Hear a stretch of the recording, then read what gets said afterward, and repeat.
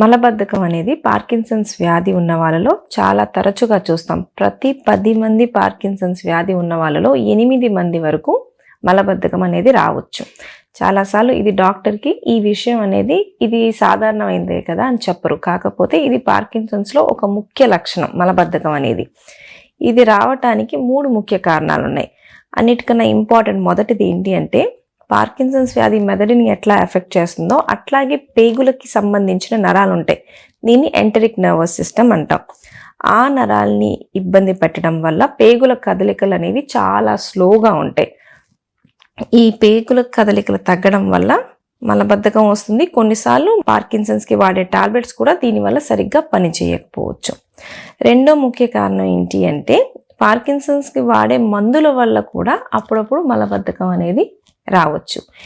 ఇంకొక మూడో కారణం, కదలికలు అనేది పార్కిన్సన్స్ ఉన్న వాళ్ళలో కొంచెం తక్కువగా ఉంటాయి. అంటే కొంచెం జబ్బు పెరిగే కొద్దీ ఎక్కువగా మూవ్ అవ్వరు.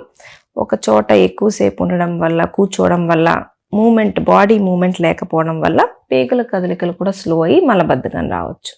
సో ఇట్లా వచ్చినప్పుడు మనం ఏం చేయాలి అంటే, ఫస్ట్ ఇంపార్టెంట్ థింగ్ ఏంటంటే డైట్. మనం తీసుకునే ఫుడ్లో వాటర్ బాగా ఎక్కువగా ఉండాలి. ప్లస్ ఫైబర్ ఫుడ్ అంటే ముడి బియ్యం తినడం, అంటే పీచు పదార్థం ఎక్కువగా ఉండాలి. కూరగాయలు, ఫ్రూట్స్ ఇవన్నీ ఎక్కువ మోతాదులో ఉండేటట్టు చూసుకుంటే మోషన్ కొంచెం ఫ్రీగా అవుతుంది. ప్లస్ ఎక్సర్సైజెస్ కూడా మనకి కదలికల వల్ల పేగుల కదలికలు ఇంప్రూవ్ అయ్యి మనల్ని హెల్ప్ చేస్తాయి.